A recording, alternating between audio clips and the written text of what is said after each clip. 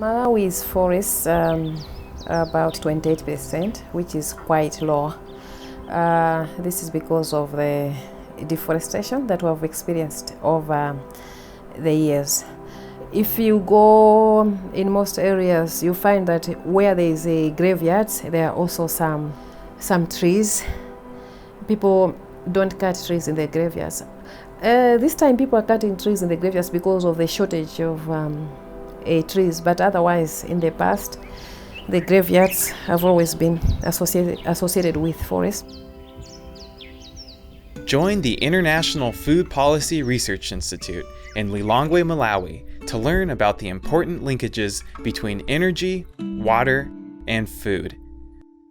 We'll meet with farmers, researchers, and policymakers to learn how this tiny stove can provide an efficient meal for a family, save this sprawling forest, and keep this mighty power plant running smooth.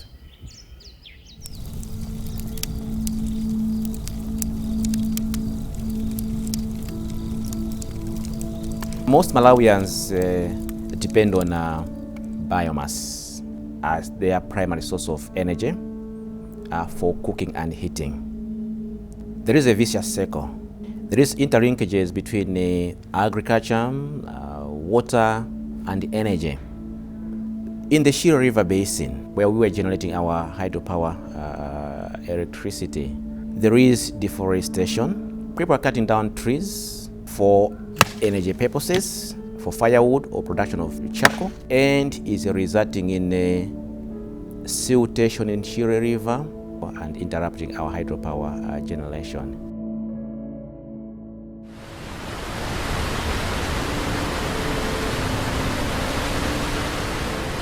The problem is a bit complex because the water which we supply must be treated. Treating water is not cheap. If there's deforestation, it means there's no tree cover. One, you have a lot of river siltation resulting from soil erosion.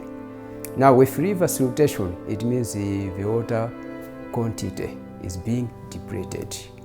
And again, a lot of water becoming of very bad quality, of very high turbidity. Now it means cost of treatment as well will be very, very, very high trying to create that water.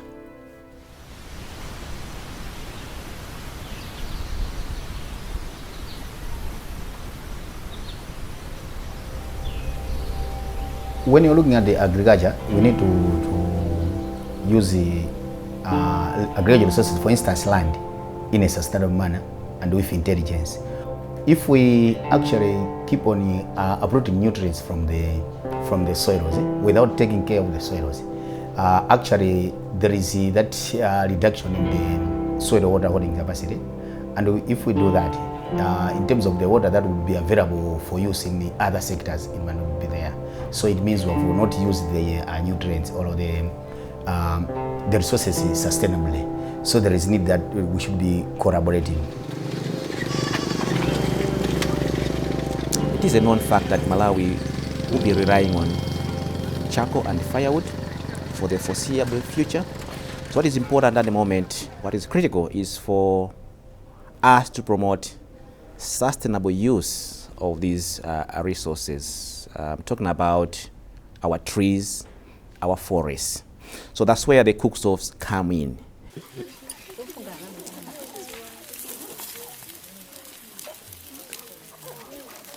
The clay cook stove is called Chititiso Mbaula. It's maybe 30 centimeters high. It's round. It has a small hole for fire.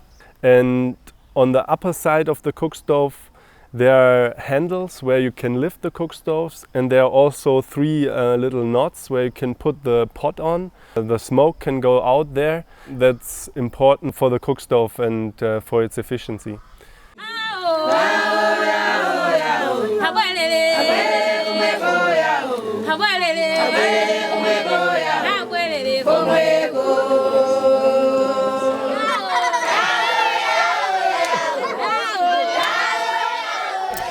The improved cook stoves have a number of advantages. For example, if people are buying the firewood for cooking and heating, it means there is a reduction in how much they are spending on the firewood. They are more than 40% fuel efficient. As a consequence, women and girls in the families are affected less by inhaling those black carbons or other dangerous gases. All these are reduced. The time they do spend fetching for firewood is now put to productive use. The girl child has time for studies, has time to go to school. Colleagues of mine told me that they went to the cookstove villages and talked to the people, and they were very, very enthusiastic about having the cookstoves, and they said they liked them so much they would want to advertise them. The policies should be harmonized. We need to know what is happening in agriculture. Agriculture needs to know what is happening in energy. Energy needs to know what is happening in the water sector. So there is need for that coordination amongst these sectors. What is important, I think, when we're implementing these, for example, like projects, it's important that we pack them into programs where the different sectors are also accommodated, such that when we are operating, we should operate in multi-sectoral way, such that the problems that might be encountered in irrigation, but regarding to energy or food, are solved. And so it's important that policy is not made in silos, but that the different ministries talk to each other, that there are maybe even committees where people meet and where they interact, so that new ideas and a strong engagement, for example, in cookstoves, which definitely has an influence on other sectors, is also known by the other ministries. On our own, we cannot achieve much, but we need to work together. You also have to involve the community around the area, trying to civic educate them on the importance of conserving the forest, so that in the end you're able to protect nature, protect the river banks, protect the forestry. When we're developing policies, we shouldn't just be thinking of maybe tomorrow. We should be thinking of decades to come. Whatever environment that we're living in, we have borrowed from our offsprings that are maybe might come in 100 or 150 years to come. So we need to use the resources sustainably.